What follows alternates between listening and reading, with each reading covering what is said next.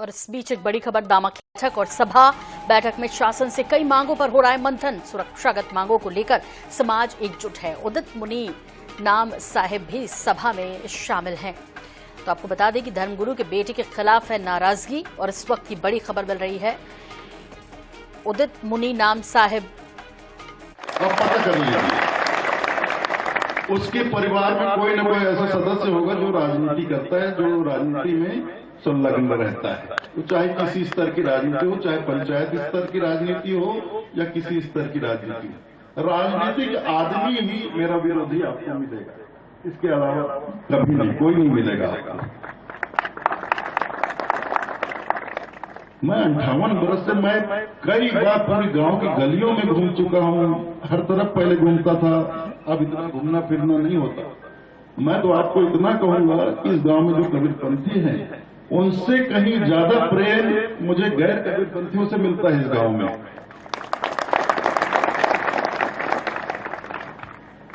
कबीरपंथियों से भी ज्यादा सम्मान मुझे गैर कबीरपंथी समाज के लोग करते हैं। और ये प्रेम उनका मुझे जब युवा अवस्था में मैं था तब से मुझे प्राप्त हो रहा है। हमारे गुरुजी हमेशा साथ मिलकर चले। मैं अभी 32 वर्षों से जब से मैं कार्य कर रहा हूं, मैं हमेशा गांव वालों के साथ मिलकर ही चला। मैं हमेशा बोलता हूं, ना मैं गांव वालों से बाहर हूं, ना गांव वाले मुझसे बाहर हैं, हम एक हैं। गांव की तरफ से बुजुर्गों के द्वारा या नवयुवक मंडल के द्वारा या महिला मंडल के ऐसे कोई भी बात लाई जाती है कि हम ये करना चाहते हैं, ऐसा करना चाहते हैं, या मार्गदर्शन लेने आते हैं कि कैसे किया जाए, क्या किया जाए, तो मुझसे जो जितना बन पड़ता है मैं उनको जरूर सहयोग करता हूं, सलाह देता हूं या सहयोग करता हूं, जो भी है करता हूं।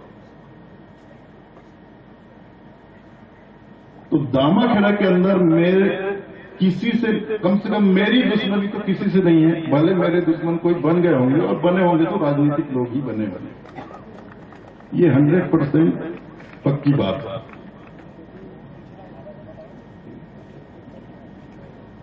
और इस घटना में ज्यादातर जो लोग सीसीटीवी के द्वारा जो पकड़ में आए हैं, उससे पता चला, यही बात निकल कर आई कि एक राजनीतिक परिवार के ज्यादातर सदस्य उसी परिवार के, जिन्होंने 5 साल पहले 2020 में मेरे नाम से, कबीर आश्रम के नाम से, पंचायत के लेटर पैड पर संस्कृति विभाग से 10 लाख रुपए की मांग करके उसको सफाचट कर गए।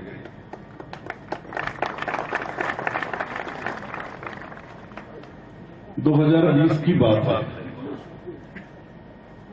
अब यहां महिला सरपंच है।